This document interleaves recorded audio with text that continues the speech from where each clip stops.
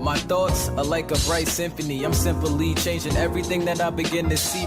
Alright, what's going on, guys? You know what's going on? You know what's up? You saw the title. OnlyJayus dropped the apology. And I had to do it to him. I had to drop this video. In my last video, though, a lot of people didn't like what I had to say. But it's coming into fruition. She put out a 2-part insincere apology. In fact, let me roll that real quick. I'm only gonna play one part because once you see the first part, we can already pick up on the energy being put out here. In my past, I said disgusting things to people, and I am so ashamed of myself for using racist rhetoric and derogatory language to hurt others, because I knew what that word meant, and I understood the power behind it, but I said it anyway because it was the meanest thing that I could think of, and I am so sorry to everyone, but especially to those in the Black community, because only you guys can forgive me for this, and there is no excuse, and there are no justifications for what I said, and you guys deserve better. And when I first saw the screenshots, I didn't even think that they were real because I forgot how hateful and how angry of a person I used to be, and it hurts my soul knowing that I said those things. But the screenshots and the things I've said in my past are not a reflection of who I am today. And I am so grateful for the people in my life that I met after high school, in college, at my previous jobs, and on TikTok who took their time to educate me on their experience. The apology is just unfortunate, man. Why did it take so long to apologize? A whole 4 days we waited for this? I mean, even Laura Lee didn't take this long, and at least there was some effort put into it. I want to talk to you guys in this video. It's been so hard. So much possible.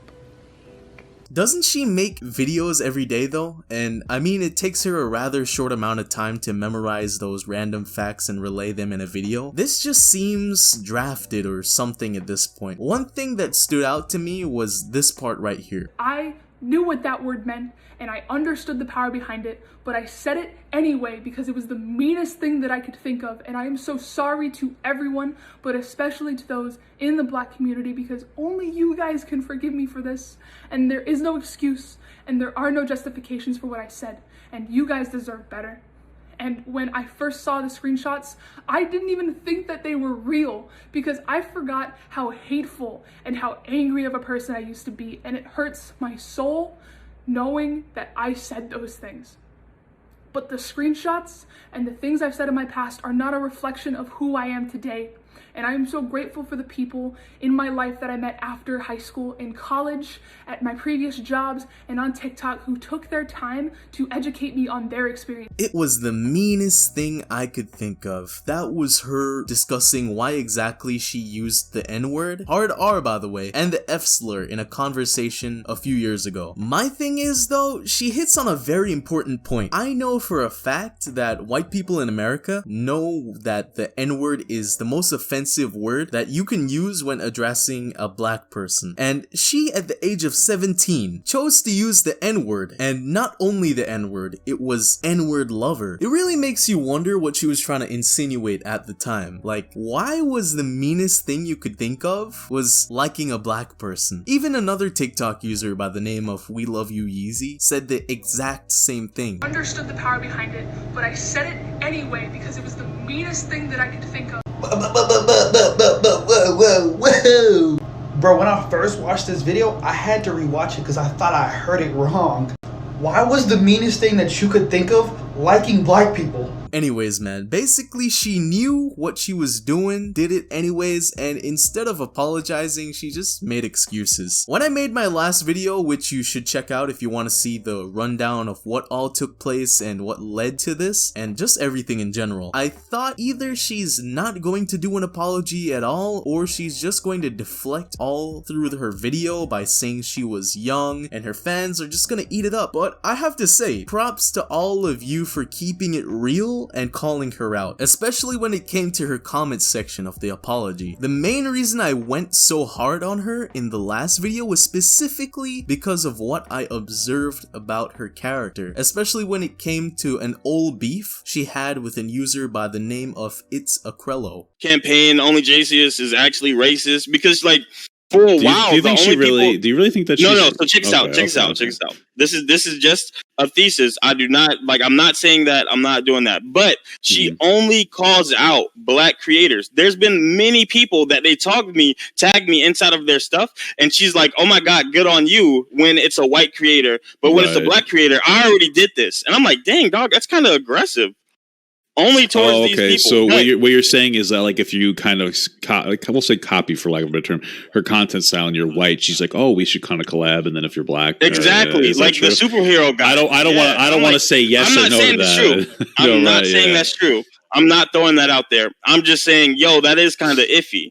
I was like, that's kind of iffy, dog. Right. But it's one of those things that's like, it just happens. It just happens. I think that clip speaks for itself, because I used to follow her a while back, and that beef specifically is the reason that made me unfollow her. But anyways, since I personally could never fully understand the impact of the N-word, and especially using a phrase like N-word lover as an insult, I thought I'd ask a few of my friends that happen to be Black what their opinion on the matter is. Call me an optimist, but I want to believe that she is not racist. I think she was just trying to be really hateful at the time. And man, was that very telling of some parts of either her upbringing or her internal biases, whatever you want to say. But in the end, it's kind of just a situation where you need to like back away and just relax. Like, there's not much you can do to be like, guys, I was just kidding. Guys, I was uninformed. Like, you don't need to be uninformed to know what's good and what's bad in certain contexts. So, in short, it's a yikes for me, dog. The Black Council finds OnlyJayus guilty of hate speech. Your sentence, 3 months exile from social media.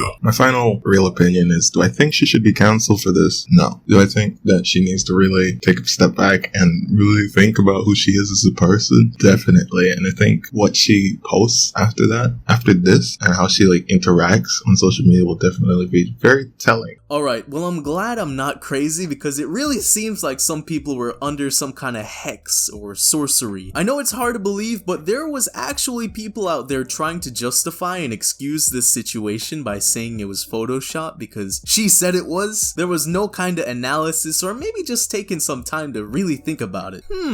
Maybe that's why she went around saying it was Photoshop. But then again, in the comments of a TikTok video, she said she apologized to the individual she was speaking to in the now infamous screenshots a year ago. So if she apologized to him a year ago, why was her first reaction to say that these screenshots were photoshopped? She knows all those little psychology tricks, so I mean, maybe the fans that still support her just got hypnotized or something. That's the only excuse I could think of right off the top of my head. I'd have more respect for her apology if she admitted it and said she was sorry without making excuses at all. And now, since we're at the end of the video, let me do an apology of my own for those who watched the last video and was upset by what I said in the first half. Firstly, I was mostly playing in the fact that my name is Kyle and the person she was addressing in the video was Kyle, so in a sense, from my perspective, I could interpret the video as her talking to me. That was the joke, alright? Maybe I should have been a little bit more clear with that. What she actually said in her TikTok about why women are afraid of men, I actually have no real issue with it. I agree with it. Just the way how she stated it, mostly because of her insincere demeanor, which seems to carry across to conversations and most recently, apologies. But yeah, that's pretty much it for the video, man. So thank you guys so much for watching. Be sure to leave a like rating if you enjoyed, subscribe if you're not already, drop a comment, follow me on Instagram and Twitter, links are down below. The Discord link is in the description down below as well. Other than that, hope you guys are doing good, and peace.